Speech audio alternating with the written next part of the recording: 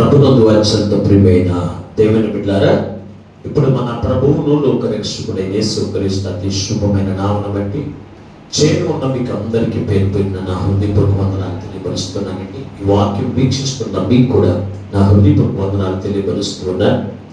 దేవుని మహాకృపను బట్టి మరొక పర్యాయము దైవ సన్నిధిలోనికి నడిపించబడి దేవుని స్తుతించే గొప్ప వాక్యమును, దేవునితో సహవాసం చేసే కృపను, ఆయన మాటలు వినేటువంటి కృపను పరిశుద్ధాత్మ దేవుడు మరొకసారి మనందరికి ఇచ్చినందుకు మనం ఎంతగానో ప్రభువును బట్టి స్తుతించవలసిన వారమై ఉన్నాం, అలాగనే ఘనపరచవలసిన వారమై ఉన్నాం. ఏదేమైనప్పటికీ ఈనాటి దేవుని యొక్క వాక్య ధ్యానముగా పరిశుద్ధ గ్రంథముల నుండి ఒక మాట మీకు జ్ఞాపకం చేయడానికి ఇష్టపడుతూ ఉన్నానండి. అపోస్తుల కార్యముల గ్రంథం, లూకా రాసిన అపోస్తుల కార్యముల గ్రంథం 2వ అధ్యాయము 40వ వచనాన్ని 41వ వచనాన్ని దేవుని యొక్క వాక్యముగా నేర్చుకుందాం. ఇంకను అనేకమైన విధములైన మాటలతో సాక్ష్యమిచ్చి మీరు మూర్ఖులకు ఈ తరము వారికి వేరే రక్షణ పొందుడని వారిని హెచ్చరించెను. కాబట్టి అతని వాక్యమును అంగీకరించిన వారు బాప్తిస్మము పొందిరి. ఆ దినమందు ఇంచుమించు 3,000 మంది చేర్చబడిరి. చిన్న ప్రార్థన చేసుకుందాం. మహోన్నతుడును ప్రేమ స్వరూపైన మా ప్రియ పరలోకపు తండ్రి, నీ పరిశుద్ధమైన నామమునకి మీకు వందనాలు, స్తోత్రం. ఎంతవరకు పాటల ద్వారా, స్తుతి ఆరాధన ద్వారా నీ నామమునకు మహిమ తెచ్చుకున్నావయ్యా. కొద్ది సమయము నీ వాక్యమును ధ్యానం చేస్తూ ఉండగా చేరుకున్న ప్రతి వారిని, ఏ మాటలు వింటున్న ప్రతి వారిని ఎరిగిన దేవుడు గనుక మీ పక్షంగా నిలబడి దాసుని ఆత్మతో నింపి నీవేమందరితో సూటిగా తేటగా మాట్లాడమని మా ప్రభువును రక్షకుడైన యేసునామమున ప్రార్థించి వేడుకొనుచున్నాము పరమ తండ్రి, ఆమేన్. ప్రభునందు అత్యంత ప్రియమైన దేవుని బిడ్డలారా, చదవబడిన వాక్య భాగంలో నుండి ఈ రోజున ప్రభు మనతో మాట్లాడుతున్నటువంటి వాక్యపు మాట ఏమై ఉన్నది అంటే గనుక, ఈ లోక సంబంధమైనటువంటి మూర్ఖతరము వారికి వేరే ఉంటేనే కానీ మనము ఉగ్రత నుంచి తప్పించబడము అనేటువంటి వాక్యము ద్వారా ఈ రోజున ప్రభు మనతో మాట్లాడుతూ ఉన్నాడు. పోయిన వారము పెంతెకొస్తు పండుగ దినము గురించి మీకు జ్ఞాపకం చేశాను. పెంతెకొస్తు పండుగ దినమందు 12 మంది శిష్యులతో కలిసి 120 మంది దేవుని మందిరములో ఆరాధన చేస్తూ ఉండగా, మేడ గదిలో ఆరాధన చేస్తూ ఉండగా దేవుని యొక్క అభిషేకము దిగి వచ్చి అపోస్తులైన వారిని ఆత్మతో నింపి, ఆ నింపబడిన అపోస్తులైనటువంటి వారు పేతురు నిలబడి ఒక ప్రదేశంలో దేవుని యొక్క వాక్యమును బోధిస్తూ ఉన్నాడు. యేసుక్రీస్తును గూర్చినటువంటి సాక్ష్యమును, ఆయన ఎలాగో ఈ లోకంలోనికి వచ్చాడు, ఎలాగో మనుషులందరి కొరకు ప్రాణం పెట్టాడు, ఆయన మరణ పునరుద్ధానముల గురించి ఆయన అనేకమైన సంగతులు తెలియపరుస్తూ ఉంటే అక్కడ అనేక మంది వచ్చి అంటున్నారు, అయ్యా మాకు బాప్తిస్మం ఇచ్చేయండి, మేము మాకు బాప్తిస్మం ఇచ్చేయండి అని పేతురు దగ్గరికి వస్తూ ఉన్నారు. వచ్చిన వారితో ఈ యొక్క పేతురు హెచ్చరిక చేస్తూ ఉన్నాడు. ఏమని అంటే కనుక, అయ్యా మీరు బాప్తిస్మం పొందుకోవాలి అంటే, బాప్తిస్మం తీసుకోవాలంటే ముందుగా మీరు చేయవలసిన ఒక పని ఉంది. ఏమిటి అంటే కనుక, ఈ మూర్ఖతరము వారికి వేరే ఉండి రక్షణ పొందండి అని వారిని హెచ్చరించెను అని రాశాడు. హెచ్చరించినప్పుడు అక్కడ ఒక్క రోజునే ఇంచుమించుగా 3,000 మంది రక్షణ పొందుకున్నారు అనేటువంటి దేవుని యొక్క సన్నిధిలో చేర్చబడ్డారు, దేవుని యొక్క సంఘములో, అపోస్తుల యొక్క సంఘములో చేర్చబడ్డారు అనేటువంటి సంగతి ఇప్పుడు చదవబడిన వాక్య భాగంలో ఉంది. దేవుని బిడ్డలారా, రక్షణ అనేది ఎవరికి పడితే వారికి ఇవ్వడానికి వీల్లేదు. రక్షణ ముందు మనం చేయవలసిన పని ఒకటి ఉంది. ఏమిటి పని అంటే కనుక, ఒకటి దేవుని గూర్చి నువ్వు తెలుసుకున్న నీవు తెలుసుకోవాలి. మొట్టమొదటిగా దేవుని గూర్చి తెలుసుకున్న నీవు తర్వాత చేయవలసిన పని ఏంటి తెలుసంటే, మూర్ఖ తరమ వారు అని నువ్వు తెలుసుకుని ఆ మూర్ఖ తరమ వారికి నువ్వు వేరే ఉండాలి. వేరే అప్పుడు నువ్వు రక్షణ పొందుకోవాలి. ఆయన అపోస్తులైనటువంటి బోధ అటువంటిది. అపోస్తులైనటువంటి బోధ ఎటువంటిది తెలుసా? ముందు మూర్ఖతరమ తరము వారికి వేరే ఉండి రక్షణ పొందుకుంటే నీలో మూర్ఖతనము కనపడదు, నీలో పాపము కనపడదు, నీలో వ్యభిచారము కనపడదు. దేవుని బిడ్డారా, అది కనపడకుండా దేవునితో నువ్వు సహవాసము కలిగిన వారిగా, దేవుని యొక్క వాక్యానుసారం జీవించే వారిగా ఉండాలి అంటే మొట్టమొదటిగా నీవు మూర్ఖతరము వారికి వేరై ఉండాలి. వేరై ఉండుకొని నువ్వు రక్షణ పొందుకుంటే నువ్వు ఎప్పుడు కూడా మూర్ఖురాలిగానే జీవిస్తావు, మూర్ఖుడిగానే జీవిస్తావు, పాపిగానే జీవిస్తావు. కనుక నువ్వు దేవుని గురించి తెలుసుకున్న వెంటనే నువ్వు చేయవలసిన పని మూర్ఖతరము వారికి వేరే ఉండాలి. మూర్ఖతరము అంటే ఎవరు? పరిశుద్ధ గ్రంథములో కొన్ని మాటలు అక్కడ రాశాడు. మార్కు రాసిన సువార్త 8వ అధ్యాయం 38వ వచనం చదవండి.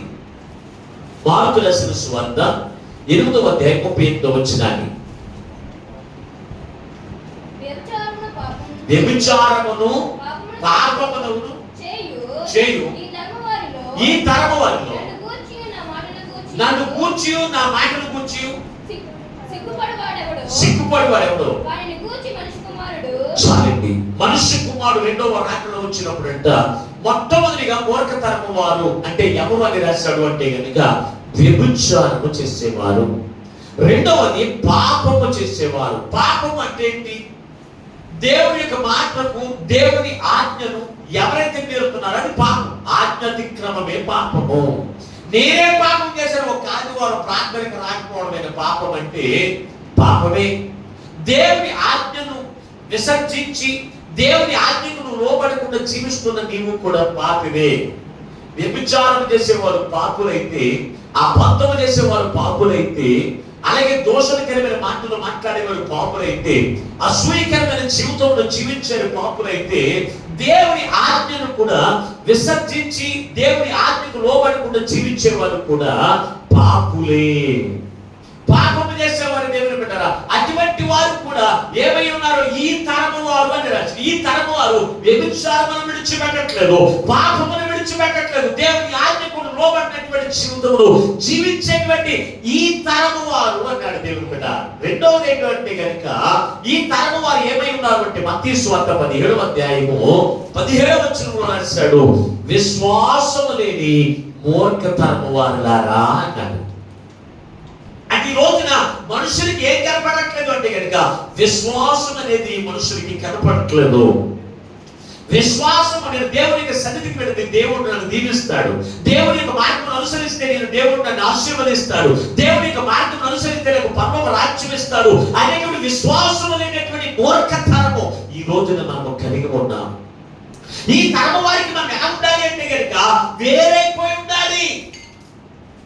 ఆ వారితో కలిసి అవిశ్వాసులుగా జీవించడము కాదు, వారితో కలిసి పాపము జీవించడము కాదు, వారితో కలిసి వ్యభిచారం కలిగిన జీవితమును జీవిస్తూ ఉంటే నీవు ఆ రక్షణ అనుభవం ఉన్నవారు కాదు, పరమ రాజ్యానికి వారసుడు కాదు. మరొక మాట రాశాడు ప్రకటన గ్రంథం 3వ అధ్యాయం 17వ వచనంలో చక్కని మాట అక్కడ కూడా రాశాడు. ఈ తరము ఏ తరము వారై ఉన్నారో తెలుసా? చదవండి ఒకసారి. ప్రకటన గ్రంథం 3వ అధ్యాయం 17వ వచనాన్ని. నువ్వు దౌర్భాగ్యుడవును, దిక్కుమాలి వాడును, దరిద్రుడవును, పుట్టివాడును, దిగంబరుడవై ఉన్నావని ఎరుగక నేను ధనవంతుడను, ధనవృద్ధి చేసి ఉన్నాను, నాకేమీ కూడా కొదువు లేదు అనేటువంటి తరమంట. ఈ తరం ఎటువంటిది? ఈ తరం ఎటువంటిది? నేను ధనవృద్ధి కాక చేసుకుంటున్నాను, డబ్బులు సంపాదించుకుంటున్నాను, నాకేమి కూడా కొదువు లేదు. దేవుని మాట చెప్పి నేను చేయకపోతే ఏంటి, దేవుని మాట చెప్పి నేను నడుచుకోకపోతే ఏంటి, దేవుని మాట ప్రకారం నేను జీవించకపోతే ఏంటి అనేటువంటి తరమిత. అర్థమవుతుందా? కానీ నువ్వు తెలుసుకోవటం లేదు. ఏంటంట? అది దరిద్రుడంట, దిక్కుమాలిన వాడంట. ఎన్ని మాటలు రాశాడు చూసారా? వాడు దరిద్రుడును, దౌర్భాగ్యుడును, దిక్కుమాలిన వాడును, ఎవడు? గుడ్డివాడు. అంటే దేవుని గూర్చి తెలుసుకోలేనటువంటి వాడు, దేవుని యొక్క సంగతులను గ్రహించలేనటువంటి వాడు అని తెలుసుకోక, గ్రహించక నువ్వేం గ్రహించక నువ్వు అనుకుంటున్నావు నేను ధనమును సంపాదించుకుంటున్నా, నాకేమి కూడా పొదువు లేదు, ఇంకేమి నా జీవితం అనుకుంటున్నాను. అటువంటి తరము వారి మధ్యలో మనం నివసిస్తున్నాం.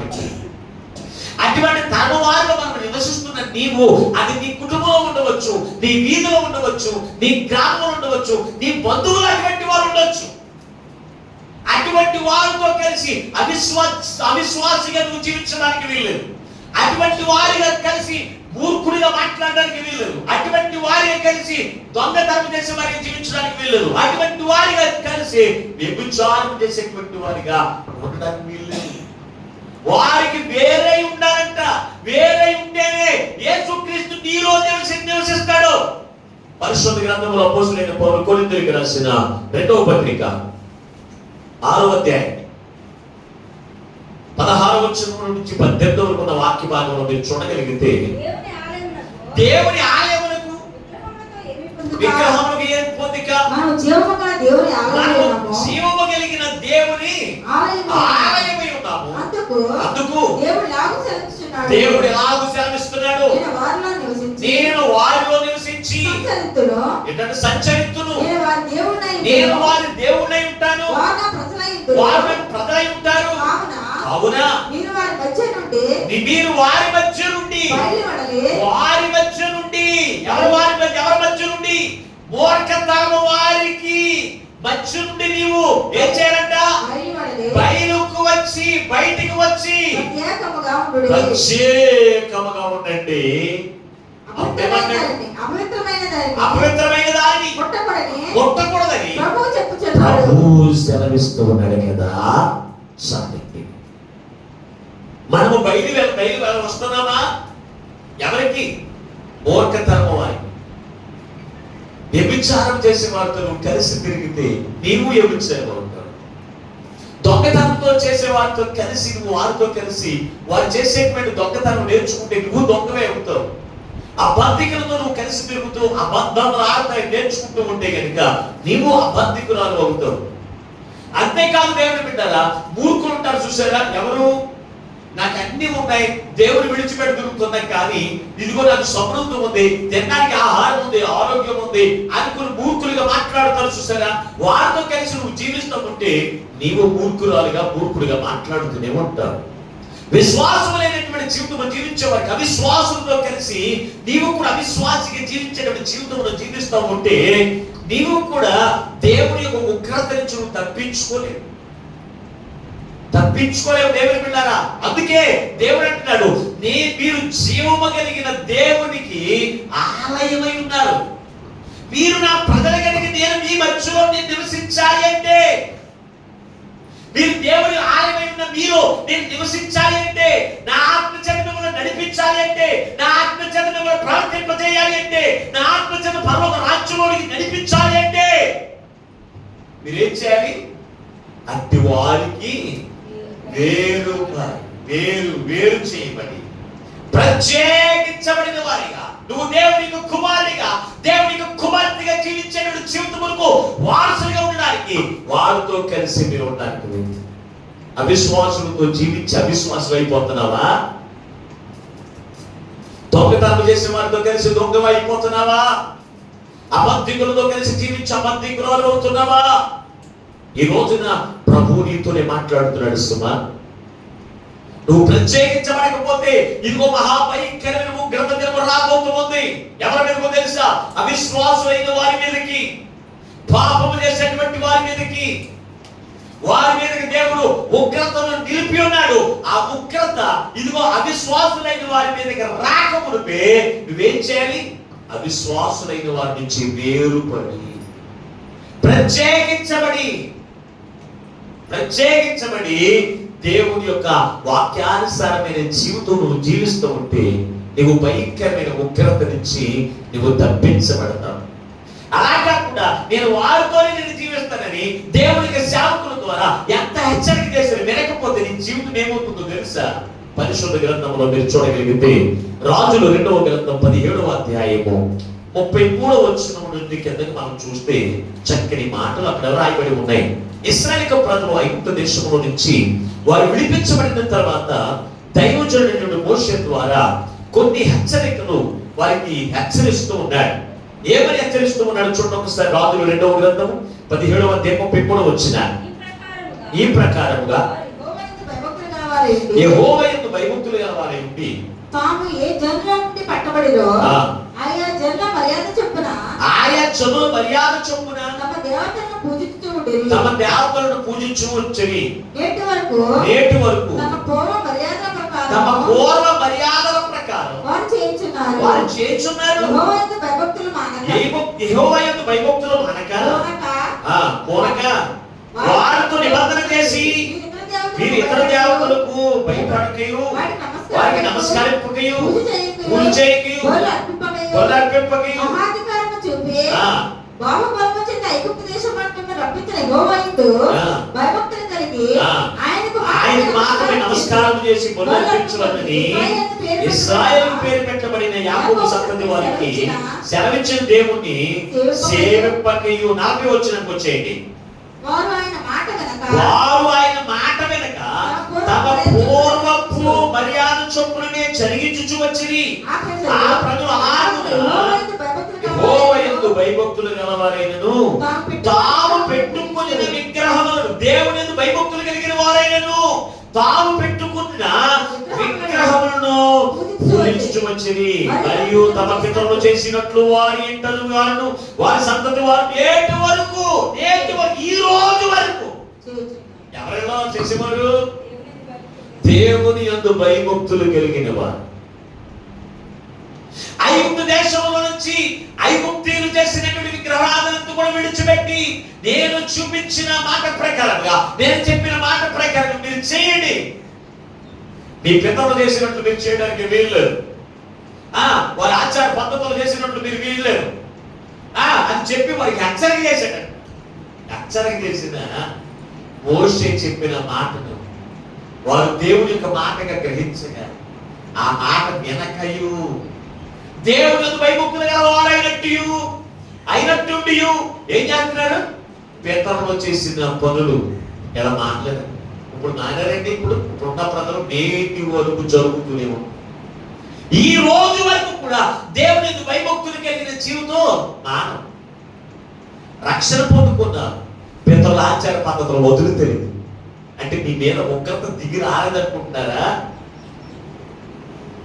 ఆ ఉగ్రత పాలు నువ్వు కాకుండా ఉండాలి అంటే కనుక ఇశ్రాయేలు ప్రజలకు దైవజనుడు మోషే ద్వారా దేవుడు ఎంత హెచ్చరిక చేసినా వారు ఏ మాత్రం కూడా ఆయన మాట వినలేదండి. ఆయన మాట లెక్క చేయకుండా వారి ఇష్టానుసారంగా ప్రవర్తించడం, ఇష్టానుసారంగా జీవించేటువంటి జీవితమును జీవించిన దాన్ని బట్టి దేవుడైన యెహోవా అశ్షూరు రాజును వారి మీదకి రేపి వారిని శ్రమల పాలు చేశాడు కదా, వారిని కష్టాల పాలు చేశాడు కదా. మరి ఈ రోజున నీ జీవితంలో అటువంటి ఉగ్రత తెచ్చుకోవడానికి దేవుని భయభక్తులు కలిగి ఉండి పితరుల ఆచార పద్ధతులను విడిచిపెట్టట్లేదు.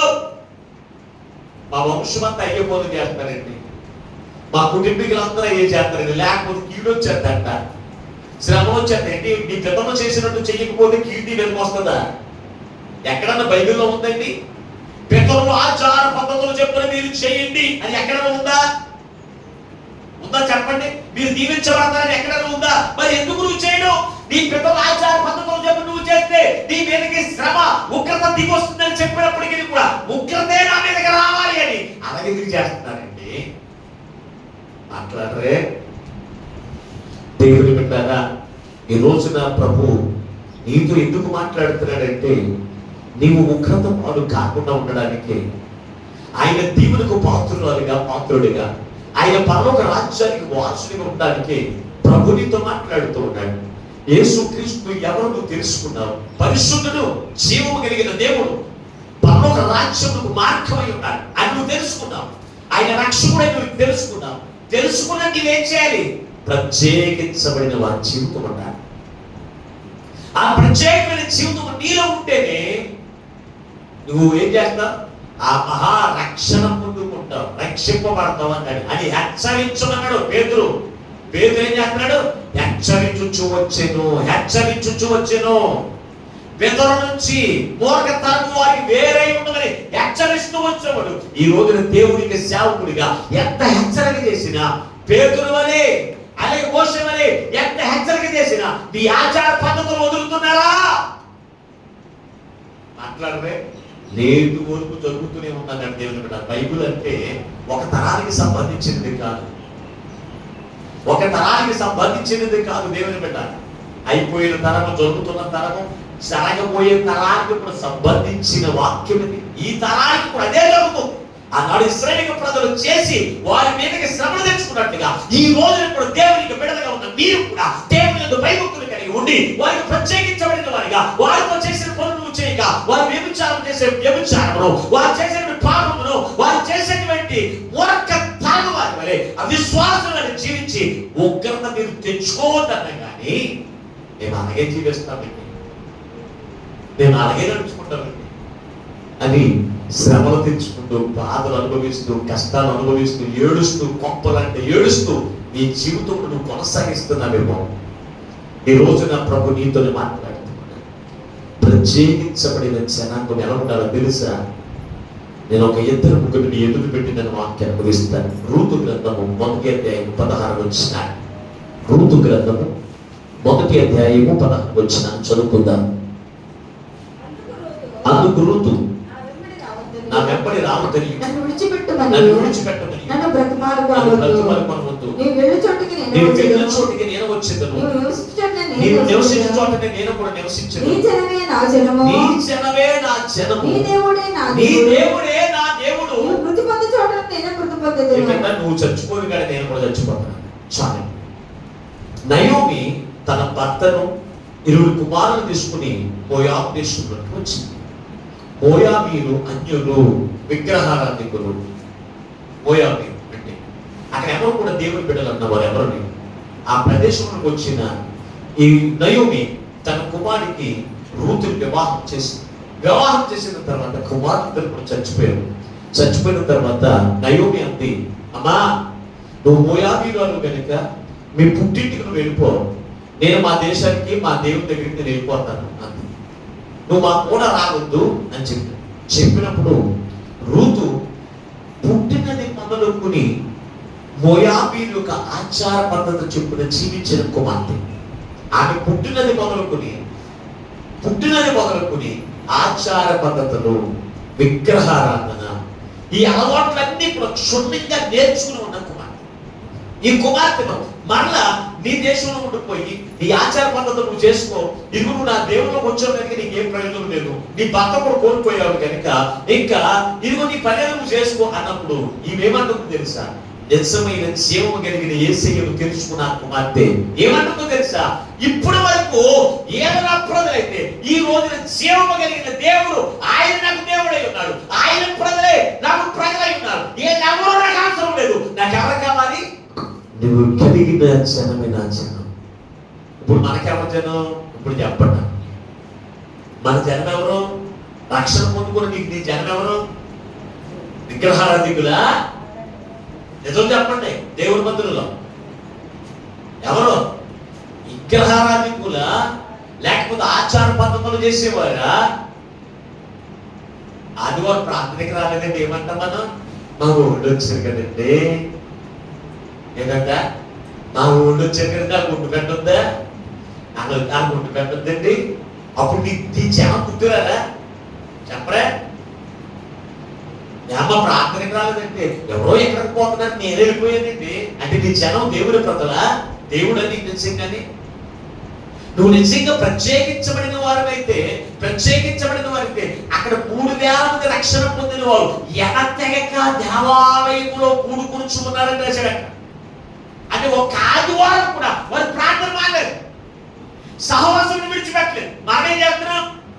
నిజంగా నువ్వు ప్రత్యేకించబడిన వారైతే ఎక్కడి నుంచి మూర్ఖతరము వారికి నువ్వు ప్రత్యేకించబడి వారిలో నుంచి బయటకు వచ్చిన వారైతే నువ్వు ఎవరితో ఉంటావో తెలుసా? ఎప్పుడు కూడా దేవుడి ప్రజలతోనే ఉంటావు, దేవుడితో సహవాసం కోరుకుంటావు, దేవుడికి కార్యక్రమాలే కోరుకుంటావు. అంతేకాని ఈ లోక సంబంధమైన వాటి మీద ఎప్పుడు కూడా నీ మనసు ఉండదు. ఒకవేళ నీ బంధువులు కావచ్చు, నీ స్నేహితులు కావచ్చు, నువ్వు దేవునికి ప్రార్థన వెళ్ళవస్తే వారి అవసరమైతే నీకు కూడా దేవునికి మందిరానికి తీసుకురావాలి. కానీ వారితో కలిసి నువ్వు దేవుని ఉగ్రతకు పాత్రులయ్యేటువంటి జీవితం తెచ్చుకోవడానికి వీల్లేదు. ఈ రోజున ఎంతో మంది అండి దేవుడి మాటను పక్కన పెట్టి ఉగ్రత పాలయ్యే కుటుంబాలు ఎంతమంది లేరు, శ్రమల పాలయ్యేటువంటి కుటుంబాలు ఎంతమంది లేరు. భయంకరమైన విగ్రహారాధికురాలే ఎవరు? రూతు. ఏమంది? నువ్వు బాగానొద్దు, నన్ను ఆ దగ్గర ఉండిపోమని అనొద్దు, నన్ను ఆ దగ్గర ఉండిపోమని అనొద్దు, నేను నీతో చేస్తే దేవుని దగ్గర వచ్చేస్తా. మనం అంటాం, ఏమంటాం? నేను రాత్రికి వెళ్తాను, ఇంటికాడ ఉండి ఎంత మంది కూడా చక్కబెట్టు. ఏమంటాం మనం? చెప్పరా? ఏమంటాం? నేను రాత్రికి వెళ్తాను, నువ్వు ఇంటి దగ్గర ఉండి ఆ పని ఈ పని చెయ్యి. నువ్వే వదిలేస్తావు ఎవరిని? నీ పిల్లల్ని కావచ్చు, నీ భర్తని కావచ్చు, నీ భార్యని కావచ్చు, నీ పిల్లల్ని కావచ్చు. నువ్వేమంటావు తెలుసా? నువ్వే ఉండిపోమంటావు. ఎవరు వరే? నయోమి వరే నువ్వు ఉండిపో, నేను దేవుడి మందిరానికి వెళ్ళిపోతాను. అలాగే నువ్వు కూడా అదే మాట. అలా పంపించడం వల్ల వారికి దేవుళ్ళు రారు, దేవుళ్ళు పెరగరు, లోకంలో కలిసిపోతారు, లోకం ఆచారాలు, లోక పద్ధతులు అలవాటైపోయి తర్వాత నా కుమారుడు దేవుడి మందిరానికి రావట్లేదండి, ప్రార్థన చేయండి. ఎలా వస్తాడు? ఇప్పుడు చెప్పండి. నువ్వే నాశనం చేస్తున్నావు, మన నరకాన్ని పంపించేస్తావు. అది నీ బిడ్డలు కావచ్చు, నీ కుటుంబీకులు కావచ్చు, దేవుని వెంబడించేటువంటి బిడ్డలు కూడా వారు వస్తారన్నా కానీ వారిని ఏం చేస్తున్నా? రాకపోతే వారిని బెదిరించో, అదిరించో, వారిని ఏం చేయాలి? హెచ్చరించో, దేవునికి సన్నిధికి తీసుకు రావాల్సిన నీవే ఏం చేస్తున్నావు తెలుసా? నీకు నీవే దేవులోనికి రాకుండా చేస్తావు. వారిని ఉగ్రత పాలు చేసేస్తున్నావు. దేవుని బిడ్డలారా, ఈ సంగతి నువ్వు తెలుసుకోవట్లేదు, ఈ సంగతి నువ్వు గ్రహించట్లేదు. ఇప్పుడు అర్థం కాదు నీకు. తర్వాత అర్థమైనప్పుడు ఇంకా నీకు ఏముండదు, నీ చేతిలో ఏముండదు. అప్పుడు ఎంత గొల్లెత్తిన నీ జీవితం అంతా ఏడ్చినా వారు ఇంకా మారంతే. దేవుని బిడ్డలారా, ఆలోచన కలిగి ఉండండి. ఏమంటుంది? రూతు అంటుంది, అయ్యా అమ్మా ఇదిగో నన్ను రావద్దని అనొద్దు, నేను వచ్చాక నీ కూడా వచ్చాను, నీ జనమే నీ ప్రజలే నా ప్రజలు. ఇంకా నా ప్రజలు అంటే ఏంటి? నేను దేవుని కలిగి ఉంటే నా ప్రజలేంటి? ఏ సురక్షణ ఎవరైతే కలగబడ్డారు, దేవుని యొక్క మందిరం ఎవరైతే ఉంటారు వారే నా ప్రజలు, నేను వారితోనే ఉంటాను అని వచ్చేసింది. మరి అటువంటి మనసు నీకు ఉంటుందా? రక్షణ పోతే నీకు ఉంటుందా? చెప్పండి. బాప్తిజం తీసేసుకున్నాను, బాప్తిజం తీసుకున్నా, నీకు వేరు పారకుండా తీసుకున్నా, వేరు పరచకుండా తీసుకున్నా. అందుకే నువ్వేమవుతున్నావు? వేరు పడలేకపోతున్నావు. వారితో వారి ఆచార్య పద్ధతిలో వదలరు. అది దేవుని భయభక్తులు మనం దేవుని భయభక్తులు కలిగి ఉంటాం. ఆ పిల్లలు ఏం చేస్తారు? ఆ కొండతో అమ్మంటే కొండతో, బలిమ్మంటే బలిస్తాం, ఏది తినమంటే తినేస్తాం, ఏది చేయమంటే అది చేసేస్తాం, ఏది చేయమంటే అది చేశారు. గల కారణం ఏంటి? ప్రత్యేకించబడలేదు నువ్వు. అందుకే నీలో ఏసయ్య జీవించట్లేదు. ఏసయ్య నీలో నివసించి అనుకుంటుంది తెలుసా? నీ కుటుంబం సమాధానకరంగా ఉంటుంది. ఏసయ్య నీలో ఉంటే ఎలా ఉంటుంది తెలుసా? నీ కుటుంబం సమృద్ధికరంగా ఉంటుంది. ఏసయ్య నీలో ఉంటే ఎలా ఉంటుంది తెలుసా? సంతోషంగా ఉంటుంది నీ జీవితం. ఆయన నీలోనికి రాకుండా నువ్వు వేరు పడకుండా ఉంటావు. నీలో అంతా కూడా లోకాన్ని, లోకమాచారాలు, లోకపు అలవాట్లన్నీ ఇప్పుడు నీలో పెట్టేసుకున్నావు కనుక, యేసయ్య నీలో లేడు కనుక నీ కుటుంబంలో ఎక్కడ చూసిన ఏడుకోటి జీవితమే, ఎక్కడ చూసిన ఆరోగ్యం లేని జీవితమే, ఎక్కడ చూసిన సంతోషకరమైన జీవితం లేని జీవితంలో నువ్వు జీవిస్తూ ఉన్నావు అంటే కనుక యేసయ్యకు నీ హృదయంలో స్థానం ఇవ్వడానికి నువ్వు ఇష్టపడలేదంటే, ఒక్క మాటలో చెప్పాలంటే నువ్వు ఇష్టపడతావు. ఇష్టపడితే నిజంగా నువ్వేం చేస్తావు? అయ్యా అయ్యా అయ్యా నేను లోకం ఆచారానికి అలవాటైపోయానయ్యా, లోకం అలవాటుకి అలవాటైపోయానయ్యా, పాపము జీవితానికి అలవాటైపోయానయ్యా, మూర్ఖతనం వారితో నేను కలిసిపోయి మూర్ఖురాలైపోయానయ్యా, అవిశ్వాసంలో కలిసి అవిశ్వాసులైపోయానయ్యా, నన్ను క్షమించినయ్యా. ఇది ఇప్పుడే నేను తీర్మానం చేసుకున్నాను. ఇదిగో నేను వారికి వేరుగా ఉండి నేను ఒక ప్రత్యేకించబడిన నీ కుమార్తెని జీవించడానికి, నీ కుమారుని జీవించడానికి ఇష్టపడుతున్నాను అయ్యని గుడ్లు మీద చేసుకుని దేవుడిని అడిగితే దేవుడు నిన్ను చేయబట్టు బయట లాగి, చేయబట్టుకు నిన్ను వేరు చేసి క్రీస్తులో నిన్ను నిలబెట్టి క్రీస్తులో నిన్ను ఆశీర్వదించేటట్టు దేవుడు చేస్తాడు. అటువంటి దేవుడిని మనం నీవు నేను కూడా కలిగి ఉన్నామనే సంగతి నువ్వు జ్ఞాపకం చేసుకోవాలి. ఈ రోజున దేవుని బిడ్డలారా, పరిశుద్ధ గ్రంథంలో ఒక సహోదరి కుటుంబం, లోతు కుటుంబం. ఆదికాండము 19వ అధ్యాయము 13వ వచనం నుండి కిందకి చదివితే అక్కడ చాలా చక్కని మాట అక్కడ రాశాడు. చదవండి ఒకసారి. ఆదికాండము 19వ అధ్యాయం 13వ వచనం నుండి, మేము ఈ చోటును నాశనం చేయవచ్చుంది, వారిని కూర్చున్న మర యెహోవా సన్నిధిలో గొప్పదాయను కనుక దాన్ని నాశనం చేయుటకు యెహోవా మమ్మల్ని పంపిన చేశాడని చెప్పగా లోతు బయటికి వెళ్ళి తన కుమార్తెలను పెళ్ళాడనైన తన అల్లుడితో మాట్లాడి లెండి ఈ చోటు విడిచి రండి, యెహోవా ఈ పట్టణం నాశనం చేయవచ్చును. అయితే అతడు తన అల్లుల దృష్టికి ఎగతాళిగా కనపడెను. తెల్లవారినప్పుడు దూతలు లోతును త్వరపెట్టి లెమ్ము, ఈ ఊరి దోషశిక్షలో సరిపోకుండా లోతు ఏం చేస్తున్నాడట? ఈ ఊరి దోషశిక్షలో నశించిపోకుండా ఈ భార్యని కన్నా ఇద్దరు కుమార్తెను తీసుకుంటామని చెప్పిరి. లోతు ఏం చేశాడు? అల్లులతో మాట్లాడి లేండి, ఈ చోటు విడిచిపెట్టి రండి, యెహోవా ఈ పట్టణం నాశనం చేయబోచున్నాడని చెప్పాను. అయితే అతడు తన అల్లుల దృష్టి ఎక్కాణగాని వలె ఉండెను. తెల్లవారినప్పుడు దూతలు లోతును త్వరపెట్టి లెమ్ము, ఈ ఊరి దోషశిక్షలు నశించిపోకుండా నీ భార్యని కన్నా ఇద్దరు కుమార్తెను తీసుకుంటామని చెప్పారు. అతడు తడవు చేశాను. ఏం చేశాడంట? అతడు ఏం చేశాడు? అతను తడువు చేశాడంటే ఆలస్యం చేసినప్పుడు వదిలేశాడంట ముక్క. అతను రెండు చేతులు పట్టుకుని తన భార్యను తన పిల్లలను దేవదూతల చేతులు పట్టుకుని వాడిని బయటికి రాకొచ్చి అసలు విషయం వదిలేసాడు. అది జరిగింది. లోతు ఎక్కడ తెలుసు? మూర్ఖతనము వారు నివసించడం ప్రారంభించారు. సొదొమ గొమొర్రా పట్టణస్తులు ఎటువంటి వారు తెలుసా? మూర్ఖతనం. ఎవరు చెప్పిన వ్యభిచారం విడిచిపెట్టట్లేదు, పాపం విడిచిపెట్టలేదు. చిన్న పిల్లల మొదలుకుని వృద్ధుల వరకు నడివేశం కలిగిన వారు మాత్రం కామాత్రత కలిగిన వారు రాశారు. అటువంటి మూర్ఖతనం వారికి ఎంత హెచ్చరిక చేసినా ఎంత బోధించినా ఎవరు కూడా వినట్లేదు. అటువంటి అప్పుడు అన్నాడు దేవదూతలు దేవుడు పంపించి ఈ మూర్ఖతరం వారి మీదకి దేవుని యొక్క ఉగ్రతను దేవుడు నిలిపి ఉన్నాడు కనుక ఈ తరం వారిలో నుంచి మీరు వేరుపడండి అని చెప్పాడు. ఎవరిని? లోతు కుటుంబంతో చెప్పాడు. చెప్పినప్పుడు లోతు కుటుంబం ఏం చేయాలి? వెంటనే దేవదూతలు చెప్పినట్లుగా వేరుపడడానికి ప్రయత్నం చేయకుండా ఏం చేస్తాడంటే ఇంకా కొంచెం అల్లుడు బతుకులాడుకోవడం, ఈయన బతుకులాడుకోవడం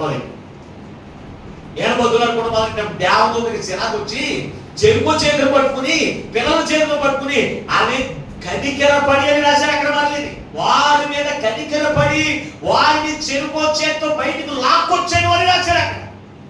అంటే వాళ్ళు ఆలస్యం చేస్తున్నారు, తడువు చేస్తున్నారు. అలాగే మీరు కూడా చాలా మంది బతులు అనుకుంటున్నారు, భర్తలు బతులు వెళ్తారండి. దేనికి? ఉగ్రత నుంచి తప్పించడానికి నీ భర్త బతులు ఆడతావా? నీ భర్త ఏమైనా ఉగ్రత నుంచి తప్పిస్తాడా నిన్ను? నీ ఉగ్రత ఏమైనా మరణమేమైనా నీ ఉగ్రత దేవుడు తప్ప నీ భర్త కానీ నీ భార్య కానీ నేను ఎవరో తప్పించదు. ఆ నరకం నుంచి తప్పించేది జీవము కలిగిన దేవుడు తప్ప ఎవరు తప్పించలేదు. ఎదనాలకి తొడుగు చేస్తున్నాడు. తొడుగు చేత దాని మీద కనికరపడి వారిని చెరుకు చేతితో పట్టుకున్నట్ట దేవదూతలు బయటికి ఈడ్చుకుని వచ్చింది. మేము కూడా తడుగు చేస్తూ ఉన్నప్పుడు దేవుడు అడిగి, అయ్యా నా భర్త ఒప్పుకోక నేను ఆలస్యం చేస్తున్నానయ్యా, నా భార్య ఒప్పుకోక నేను ఆలస్యం చేస్తున్నానయ్యా, నా తల్లిదండ్రులు ఒప్పుకోక నేను ఆలస్యం చేస్తున్నానయ్యా, నా పిల్లలు ఒప్పుకోక నేను ఆలస్యం చేస్తున్నానయ్యా, నా చెయ్యి పట్టుకునయ్యా జీవము కలిగిన నీలోకి నన్ను లాగిన ఆయన, నన్ను ప్రత్యేకించు, నీ కుమార్తెగా కుమారుడిగా ఉండాలని నేను ఇష్టపడుతున్నాను, నన్ను ప్రత్యేకించేటువంటి జనాంగము నన్ను మార్చునైనా అని ఏ రోజు నన్ను అడిగావా? అసలు అడగమ్మా. ఎప్పుడు చూసినా దేవుని దూతలు నిన్ను హెచ్చరిస్తూనే ఉంటారు. అమ్మా నువ్వు పాపములో జీవిస్తున్నావు, పాపములు కలిగిన జీవితం జీవిస్తున్నావు. ఆ ఉగ్రత నీ మీద నిలిచి ఉంది. ఉగ్రత నిలిచి ఉంది కనుక ఆ పాపముల జీవితంలో నుంచి నువ్వు బయటకు వచ్చాయి, ఆ శాపకరమైన జీవితంలో నుంచి బయటకు వచ్చేది దేవునికి సేవకుల ద్వారా నిన్ను హెచ్చరిక చేస్తూ ఉన్నప్పటికీ ఇంకా తలుగు చేసే మనసు నీలో ఉందేమో ప్రత్యేకించబడడానికి. ఈ రోజున ప్రభు నీతో మాట్లాడుతున్నాడు. రక్షణ పొందడానికి దేవుడు నీకు మరి ఒక అవకాశాన్ని దేవుడు మీకు ఇచ్చాడు. సొదొమ గొమొర్రా పట్టణస్తులకి వారు మూర్ఖులుగా ఉన్నారు. ఎంత చెప్పినా వినలేదు కనుక అగ్ని గంధకాల వర్షానికి వారు ఏమైపోయారు తెలుసా? ఆహుతైపోయారు. దేవుని బిడ్డారా, ఒక్కడు కూడా మిగలలేదు. వారందరూ కూడా ఎందుకు తెలుసా? ఊరుకులకి ఒక రోజు వస్తుంది, అప్పుడు కట్టుకుండవచ్చు. ఇదిగో ఆ కామత్వాన్ని బట్టి, ఆ వ్యభిచారత్వాన్ని బట్టి, దొంగతనాన్ని బట్టి చాలా హ్యాపీగా ఉంది, నేను కష్టపడి సంపాదించడం చాలా హ్యాపీగా ఉంది అనుకుంటారేమో దేవుని బిడ్డారా. వారి మీద దేవుని యొక్క ఉగ్రత నిలిచి ఉందనే సంగతి వారి గ్రహించక జీవిస్తూ ఉన్నప్పుడు ఒక్కనొక రోజు ఆ ఉగ్రత వారి మీదకి దిగొస్తే అయ్యో దేవుని దూతలు ఎంత చెప్పినా నేను వెళ్ళలేదే, దేవునికి సేవకులు ఎంత చెప్పినా నేను వెళ్ళలేదే. అందుకే ఈ ఉగ్రతకి నేను పాత్రులైపోయాను, ఈ ఉగ్రతకి నేను ఇదిగో నేను భరించలేకపోతున్నానయ్యా అని ఎంత ఏడ్చినా ప్రయోజనం లేదు. దేవుని పిల్లల నినివే పట్టణస్తులు వారి మీద కూడా ఉగ్రత నిలిచి ఉన్నప్పుడు దేవుని యొక్క వాక్యం చేత హెచ్చరిక చేసినప్పుడు ఆ హెచ్చరిక వారు ఏం చేశారో తెలుసా? దేవునికి లోబడిపోయిన ప్రత్యేకించబడిన దుర్మార్గం నుంచి విడిచిపెట్టారు, మూర్ఖత్వాన్ని విడిచిపెట్టి దేవుని యొక్క భయభక్తులు కలిగి దేవునికి సన్నిధిలో మోకరించి ఒక ప్రత్యేకమైన జనాంగం అని జీవించడం వల్ల వారి మీద ఉన్న ఉగ్రత వారి మీద నుంచి తొలగిపోయింది. ఈ రోజున నీ మీద ఉన్న ఉగ్రత తొలగాలి అంటే, నీ మీద ఉన్నటువంటి భయంకరమైనటువంటి శ్రమ దినాలు నీ మీద నుంచి పోవాలి అంటే నువ్వేం చేయబడాలో తెలుసా? ప్రత్యేకించబడాలి. మూర్ఖతరం వారికి. ఇది మూర్ఖతరం అంటే ఎవరు చెప్పిన ఇదే రకాలు కాదండి. పిల్లలు వింటున్నారా మాట? చెప్పరే, పిల్లలు వింటున్నారా? పిల్లలు వింటున్నారా? అన్నదమ్ములు వింటున్నారా? అక్క చెల్లెలు వింటున్నారా? బంధువులు వింటున్నారా? ఇరుగు పొరుగు వారు వింటున్నారా? ఎవరికి వారి నాకంతా తెలుసు అనేటువంటి మూర్ఖ తరము వారిలో మనం ఉన్నాం. ఈ మూర్ఖ తరము వారిలో మనం ఉన్నాం. చిన్న పిల్లలకు కూడా మనం చెప్పలేకపోతున్నామండి. మనం ఒక చెప్తాడు, ఒకటి చేస్తున్నాడు, ఒక రకంగా ఉన్నామంటే ఒక రకంగా నడుస్తున్నాడు. అంటే ఇప్పుడు ఏ తరంలో ఉన్నామో తెలుసా? మూర్ఖ తరము వారిలో మనం నివసిస్తాం. ఈ మూర్ఖ తరము వారిలో నువ్వేం చేయబడాలంటే ప్రత్యేకించబడాలి. ప్రత్యేకించబడకపోతే నువ్వు తప్పనిసరిగా దేవుని యొక్క ఉగ్రత పాలు నువ్వు తప్పనిసరిగా ఉంటావు. ఆ ఉగ్రత నీ మీదే ఉంది. నీ మూర్ఖత్వాన్ని బట్టి ఉగ్రత దేవుడు నీ మీద ఉంచాడు. నీ పాపపు జీవితాన్ని బట్టి ఉగ్రత దేవుడు నీ మీద ఉంచాడు. నీ పాపపు తలంపులు బట్టి దేవుని యొక్క ఉగ్రత నీ మీద ఉంచాడు. కనుక నువ్వేం చేయబడాలి తెలుసా? ప్రత్యేకించబడాలి. పరిశుద్ధ గ్రంథంలో మరొక స్త్రీ ఉంది, వ్యభిచారి. ఆమె పేరు రాహాబు అనేటువంటి వేశ్య అని రాశాడు. ఆమెను గురించి ఏమని రాశాడు చూడండి ఒకసారి. యెహోషువ గ్రంథం 6వ అధ్యాయం, యెహోషువ గ్రంథము 6వ అధ్యాయం 25వ వచనాన్ని ఒకసారి చదవండి. రాహాబు అనేటువంటి వేశ్య యెరికోను వేగుచుంచుటకు యెహోవా పంపిన దూతలను దాచిపెట్టి ఉంటుంది కనుక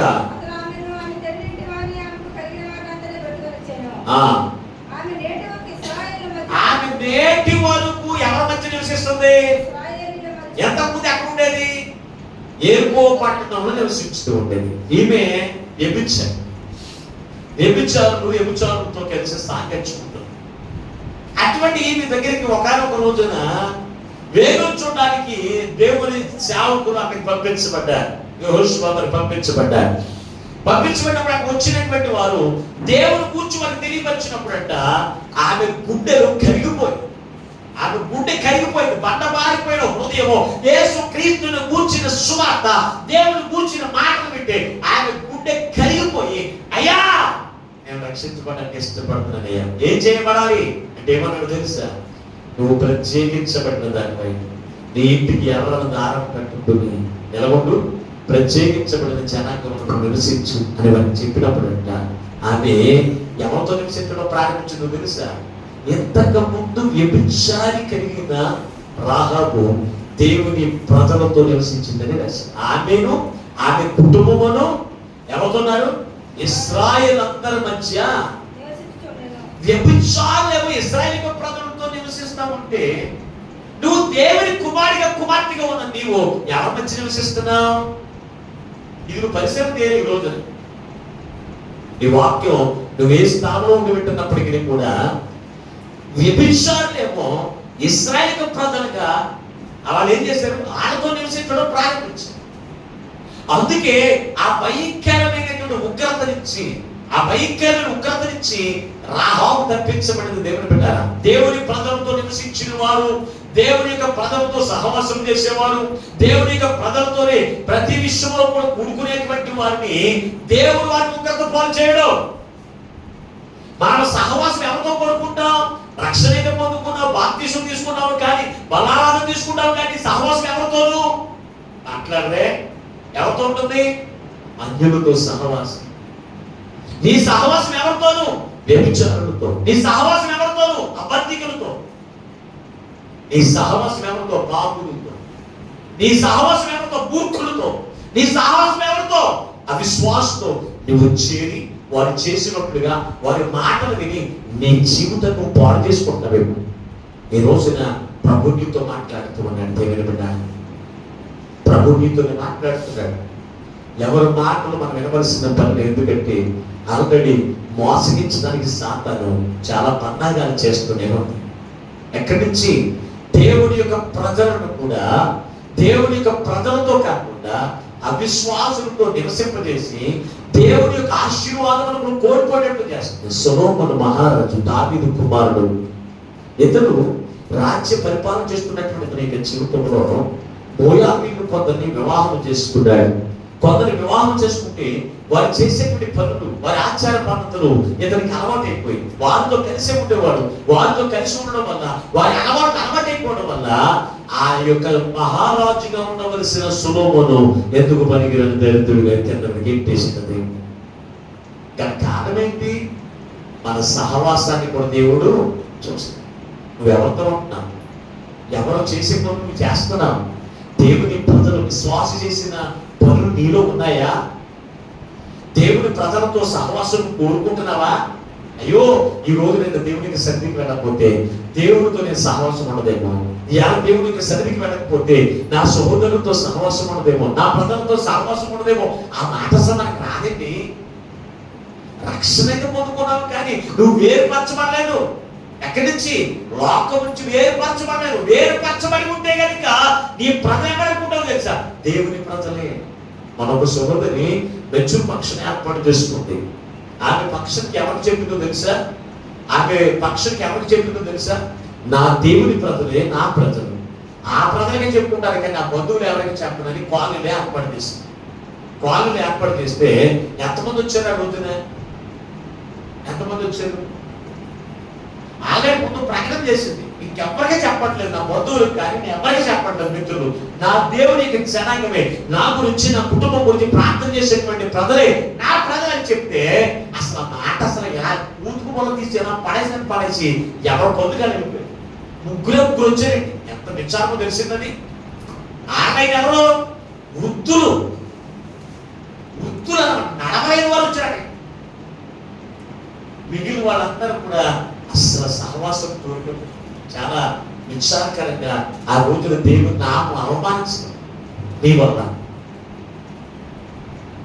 అంటే నీ జనాంగం ఎవరు అనుకుంటున్నావు? ఈ రోజు మా ఊడికి చెప్పుకుంటానండి, నువ్వు రక్షణ పొందావు. నీ ఊడు ఎవరో నీకు తెలియదు, నీ ప్రజలు ఎవరో నీకు తెలియదు. రక్షణ పొందుకున్నావు. మళ్ళీ ఎంత అవమానం తెలిసింది. దేవుని బిడ్డారా, అందుకే పరిశుద్ధ గ్రంథంలో చక్కని మాట రాసిన అపోస్తలుడైన పౌలు ఎఫెసీయులకు రాసిన పత్రిక 5వ అధ్యాయము 6-7 వచనాలు ఒకసారి చదువుకుందాం. అపోస్తలుడైన పౌలు రాసిన ఎఫెసీయులకు రాసిన పత్రిక 5వ అధ్యాయం 6-7 వచనాలు. వ్యర్థమైన మాటల వలన ఎవడనో మిమ్మును మోసపరచనీయకుడి. ఇంటి క్రియల వలన దేవుని ఉగ్రత అవిధేయులైన వారి మీదకి వచ్చిన కనుక మీరు అట్టి వారితో పాలువారే ఉండకుడి అని చెప్పి ఏమని రాశారంటే, మీరు పూర్వము చీకటి వారు, ఇప్పుడైతే ఇప్పుడు మీరు ఎవరైందు? ప్రభు యందు వెలుగై ఉన్నారు. రక్షణ పొందుకున్న తర్వాత మీరు ఏమై ఉన్నారు? ప్రభునందు వెలుగై ఉన్నారు. చీకటి వారి కాదు. వ్యర్థమైన మాటల వల్ల మిమ్మల్ని మీరు మోసపరచుకోకండి అన్నాడు. అంటే వ్యర్థమైన మాటలు అంటారు ఏంటో తెలుసా? నువ్వు నేను చేసే ముందు చేయకపోతే నీకు నాకు రక్త సంబంధం ఉండదు. మేము చేసే పనులు చేయకపోతే, మేము తినేది మీరు తినకపోతే మీకు మాకు రక్త సంబంధం ఉండదు అంటే నువ్వేం చేస్తా? చెప్పండి, ఏం చేస్తా? వెళ్ళిపోతావు అంతే. అసలు తిండి మీద ఉండదు మన మనసాంతరం. మా పైకి అంటారంటే రావాలి. కొందరు అందరూ ఉద్దేశించి కాదు సుమా, కొందరు పైకి అంటారంటే మేము చేయకూడదు అంటారు. కానీ అలా ఒకసారి 1-2 సార్లు అయినప్పటికీ వెళ్ళిపోతాం అంటారు. అది వ్యర్థమైన మాటల వల్ల నీవు మోసపరచనీయకుండా చూసుకో అన్నాడు. జాగ్రత్తగా ఎందుకు చూసుకున్నాడు తెలుసా? మోసపరిచే సామర్థ్యం సాతానికి ఉంది. అందుకే అంటాడు, వ్యర్థమైన మాటల వల్ల మిమ్మల్ని మీరు మోసపరచుకోకండి. ఇదిగో అవిధేయులైన వారి మీదకి ఏమన్నా సరే అక్కడ అవిధేయులైన వారి మీదకి ఉగ్రత పొంచి ఉన్నది. ఉగ్రత పొంచి ఉంది. దేవుని మాట విధేయత చూపించకుండా దేవుని మాట ప్రకారం జీవించడానికి ఇష్టపడకుండా ఉన్న వారి మీదకి ఉగ్రత పొంచి ఉందంటే వారి మీద ఉంది. కానీ నేను అవిధేయతకి అనుకుంటాను, నాకు అంత బాగానే ఉందని అనుకుంటాను. ఒకసారి మరి దిగిందా, నీ నెత్తి మీద దిగిందా ఉగ్రత, నువ్వు తట్టుకోలేవు. అంత బాగానే ఉందనుకుంటున్నామేమో దేవుని బిడ్డ. ఈ రోజు అందుకే ప్రభు మనతో మాట్లాడుతున్నాడు. మునుపు నువ్వు చీకటివా, మునుపు పాపిగా జీవించావు, మునుపు చీకటి తలంపులతో ఉన్నావు. ఇప్పుడు నువ్వు యేసుక్రీస్తు ద్వారా వెలుగై ఉన్నావు, వెలుగై ఉన్నావు. అందుకే వెలుగుకును చీకటికి ఏం పొత్తు? వెలుగుకి చీకటి పారిపోవాలి. పారిపోతుందని హృదయంలో నుంచి చీకటి పారిపోతుంది. ఎప్పుడు చీకటినే మనసులో పెట్టుకుంటాం. దేవుని ఆత్మ చేత వెలుగుంచుకునే లక్షణం నీలో ఉన్నట్లు దేవుని పిల్లారా. అందుకే ఈ రోజున ప్రభు మనందరితో కూడా చాలా సూటిగా మాట్లాడుతున్నాడు, చాలా సూటిగా మాట్లాడుతున్నాడు. దేవుని పిల్లారా, ఆలోచన చేయండి. ఎంతవరకు నీ జీవితంలో రక్షణ పొందడానికి వచ్చినప్పుడే నీవు మూర్ఖతనం వారికి వేరైపోవాలి. నీలో మూర్ఖత్వం కనపడకూడదు, నీలో వ్యభిచారం కనపడకూడదు, నీలో పాపం అనేది కనపడకూడదు, నీలో అవిశ్వాసం అనేది కనపడకూడదు, నీలో కఠినత్వం అనేది కనపడకూడదు. దేవుని బిడ్డారా, అవన్నీ కూడా వేరుపరచమని నువ్వు క్రీస్తులోకి రా. అప్పుడు క్రీస్తు నీలో నివసించకపోతే, క్రీస్తు నీలో ఉండి నిన్ను ఆనందింప చేయకపోతే, క్రీస్తు నీలో ఉండి నీ పరిస్థితి అవసరంగా తీర్చకపోతే, క్రీస్తు నీలో ఉండి నిన్ను పరలోక రాజ్యంలోకి నడిపించకపోతే అప్పుడు అడగండి. మీరు అలాగంటారు, ఎప్పుడు చూసినా మేమంతా ఉంటే అని లోకానంతా లోపలకు తిరుగుతాను. లోపల ఉన్నవన్నీ కూడా నీలో పెట్టుకు తిరుగుతాం. ఆ ఒక్కరితో నీ మీద రాకపోతే దేవుడు నాకు ఏం చేశాడు, ఏం చేస్తాడు నీకు? చెప్పండి, నీకేం చేయాలి? నీకు మాట్లాడరే, నీకేం చేయాలి? క్రీస్తుని నీ లోకి రానివ్వలేదు. రానివ్వడానికి నువ్వు ఏర్పడలేదు. నువ్వు లోకంలో జీవిస్తావు, లోకస్తులతో కలిసి ఏం చేస్తావని నువ్వు చేసేస్తావు.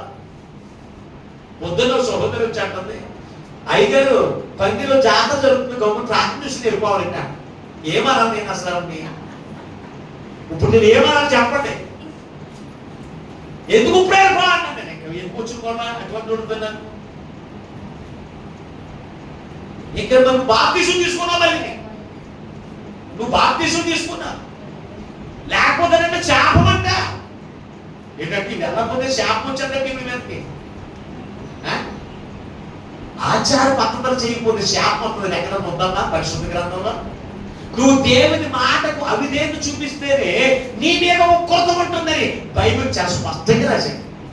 మరి వదిలేసి మన ఇందులో లేని పదాలు ఎవరో పనికి మానవుడు చెప్పిన మాటలు పట్టుకుని ఎలాడతాం, ఆ మాటలు చెప్పిన చేసి ఎందుకంటే ఉగ్రత పోలవడం, ఎందుకు శ్రమలు తెచ్చుకోవడం, ఎందుకు కష్టాలు పోలవడం? నీకు సరదాగా ఉందా ఉగ్రత అంటే? సరదాగా ఉండబట్టి నువ్వు చేస్తున్నావు. బాధలు కావాలి, కొంతమందికి కష్టాలు కావాలి, వ్యాధులు కావాలి, అటువంటి వారికి సరదా ఉండబట్టి చేస్తారు ఇవన్నీ. అందుకే దేవుని బిడ్డారా, ఈ రోజున ప్రభు నీతో మాట్లాడుతున్నాడు. వేరుపడి ఈ లోకం ఓర్క తరము వారికి వేరై ఏం చేయమన్నాడు? రక్షణ పొందని వారిని ఏం చేశాడంట? హెచ్చరించుచు ఉండెను. ఈనాటికి కూడా దేవుని సేవకుల ద్వారా దేవుడు మిమ్మల్ని హెచ్చరిస్తూనే ఉన్నాడు. పాస్టర్ గారు ఎలా అంటున్నారని అనుకోకండి, కానీ దేవుడు హెచ్చరిస్తూనే ఉన్నాడు. వేరుపడి ఉన్నాడు. రక్షణ పొందండి. ఉగ్రత నుంచి, శ్రమల నుంచి, నరకం నుంచి, కష్టాల నుంచి మీరు రక్షణ పొందుకోండి దేవుడు నీతో చెప్తూ ఉంటే ఎంతవరకు నిర్లక్ష్యం చేసి దేవుని మాటను లెక్క చేయకుండా ఇశ్రాయేలు ప్రజలు నువ్వు జీవిస్తూ ఉంటే కనుక ఈ రోజున ప్రభు నీతోనే మాట్లాడుతున్నాడు. నువ్వు ఏ శ్రమలో ఉన్నావో, ఏ కష్టంలో ఉన్నావో, ఏ శోధనలో ఉన్నావో, ఏ బలహీనతలో ఉన్నావో ఒక్కసారి నువ్వు ఆలోచన చేసుకో. నువ్వు ఈ లోక తరం వారికి వేరుగా ఉన్నావా? వారితో కలిసి వారు చేసే పనులే నువ్వు చేస్తున్నావా? వారి ఆచార పద్ధతులు చెప్పిన నువ్వు చేస్తున్నావా? అది నీకు నీవే ఆలోచన చేసుకుని ఈ రోజున నువ్వు తీర్మానం చేసుకుని వేరుపడి క్రీస్తులో నువ్వు జీవించేటువంటి జీవితం జీవిస్తే, క్రీస్తు నీలో జీవించేటువంటి జీవితం నువ్వు జీవిస్తే, ఆయన దీవులకు ఆయన ఇచ్చేటువంటి పరలోక రాజ్యానికి వారసులుగా ఉండగలుగుతారు. అతి కృప భాగ్యమున పరిశుద్ధాత్మ దేవుడు ఈ మాటలు వింటున్న వీళ్ళందరికీ అనుగ్రహించును గాక. ఆమేన్. ప్రార్థన చేసుకుందాం. ఎక్కడ వారు అక్కడే తనలో వచ్చండి, ప్రార్థన ఏకీభవించండి. ప్రభువా, ఈ రోజు నువ్వే మాతో నాతో మాట్లాడాలి, నీకే స్తోత్రములని ఎవరికి వారి ప్రార్థన చేయండి. అవును తండ్రి, ఈ భయంకరమైన దినముల్లో తండ్రి, నీ ఉగ్రత దినాల్లో మేము ఉన్నాము తండ్రి. ఈ ఉగ్రత దినాల్లో నా జీవితం ఎలా ఉందో అయ్యా, నేను ఎలా జీవించాలో తండ్రి, ఈరోజు నీ వాక్యంలో నుంచి మాతో మాట్లాడాం.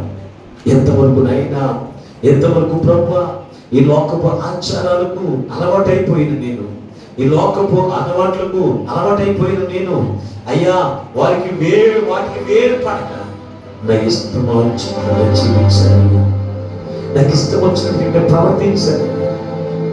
అందుకే నీ ఉగ్రత నేను పాత్రలైపోతూ ఉన్నాను. నీకు స్తోత్రమని ఎవరికి వారి ప్రార్థన చేయండి. ఈ లోకపు మూర్ఖతనము వారిని వ్యభిచారులతోనూ, పాపము చేసే వారితోనూ, అవిశ్వాసులతోనూ అయ్యా, ఓర్కంగా మాట్లాడే వారితో ఆ తరము వారు మేము నమ్ముతండి. అటువంటి వారితో మేము కలిసి జీవించేవారిగా కాక, అటువంటి వారి వల్ల మేము నడుచుకునేవారిగా కాక తండ్రి, సొదొమ గొమొర్రా పట్టణస్థులు మూర్ఖులే, మూర్ఖతనము వారే అయినప్పటికీనయ్యా, వారితో కలిసిపోలేదు లోతు కుటుంబం వారికి ప్రత్యేకంగా ఉండడానికి తడువు చేస్తూ ఉన్నప్పుడయ్యా, వారి మీద కనికరపడి వారిని బయటికి లాగి వేరుపరిచినట్టుగా ఈ రోజున ఎవరైతే ఈ లోకతనం వారితో అయ్యా, ఈ లోకపు మూర్ఖతనం వారితో వారి వేరుపడకుండా ఇంకా తడువు చేస్తామంటే ఈ రోజు కనికరమ చూపించదనైనా, దయ చూపించదనైనా, వారు వేరుపరిచి నీలో ఉన్న రక్షణకు పాత్రలుగా ఉండే కృపను దయచేయండి అయినా అని ఎవరికి వారి ప్రార్థన చేయండి. ఎవరికి వారి ప్రార్థన చేయండి. ఈ విచారణ కప్పులో ఉంటున్నటువంటి రాహాబుని వేశ్య తండ్రి, ఆవిడ జీవితమును బట్టి తండ్రి, నువ్వెవరో తెలుసుకున్న తర్వాత అయినా, నువ్వెవరో గ్రహించిన తర్వాత అయ్యా, నేను ఈ లోకానికి వేరుపరచబడిన వారే, దేవుని ప్రజలతో ఉంటే నాకు మేలు, ఆ దేవుని ప్రజలతో ఉంటే నాకు సంతోషము, ఈ ఉగ్రత నుంచి తప్పించబడతానని వేరుపడింది ఆయన. అందుకే ఆ భయంకరమైన ఉగ్రత నుంచి తప్పించబడింది రూతునైనా. ఇదిగో ప్రభువా, ఇదిగో దేవుని గురించి తెలుసుకున్న తర్వాత నాయన, ఆయనతో నేను జీవిస్తాను, ఆయన ప్రజలైన ప్రజలని తండ్రి వేరుపడిన జీవితం ఆమె జీవించింది కనుకనే గొప్ప యాబురాజును వివాహం చేసుకుని ఆమె జీవితంలో సమృద్ధికరమైన జీవితమును, ఆరోగ్యకరమైన ఆశీర్వాదకరమైన జీవితమును ఆమె పొందుకుందని ఆయన. అటువంటి జీవితం నాకు ప్రసాదించండి నాయన, అటువంటి జీవితం నాకు ప్రసాదించండి. ఎవరికి వారి క్రీస్తుని అడగండి. ఆయన ఈ రోజునే నీ స్వరం గ్రహిస్తున్నాడు, నీ హృదయం ఆయన తెలుసుకుంటూ ఉన్నాడు. అలాగే ఇశ్రాయేలు ప్రజలు ఆయన మోషే ఎంత హెచ్చరిక చేసినా, అయ్యా ఇదిగో మీ పితరుల ఆచరణ పద్ధతులన్నీ విడిచిపెట్టండి, మీ పితరుల అలవాట్లన్నీ కూడా విడిచిపెట్టి దేవుని యొక్క మార్గం అనుసరించి నడుచుకునే వారికి ఎంత చెప్పినా దేవుని యొక్క భయభక్తులు కలిగి ఉంటాయా, ఆచార పద్ధతులు విడిచిపెట్టలేదు కనుకనే వారి శ్రమలు తెలుసుకున్నారు. అటువంటి శ్రమలు మాకు వద్దండి తండ్రి. వ్యర్థమైన మాటలకి మేము లోబడిపోగా, ఉగ్రత మా మీద నిలుస్తుందని, అవి దేవునికి నిలుస్తుందని మేము గుర్తెరిగి నీకు విధేయత కలిగిన జీవితం జీవించేటువంటి జీవితం నాకు ప్రసాదించండి. ఎవరికి వారే ప్రార్థన చేయండి. ఎవరికి వారే ప్రార్థన చేయండి.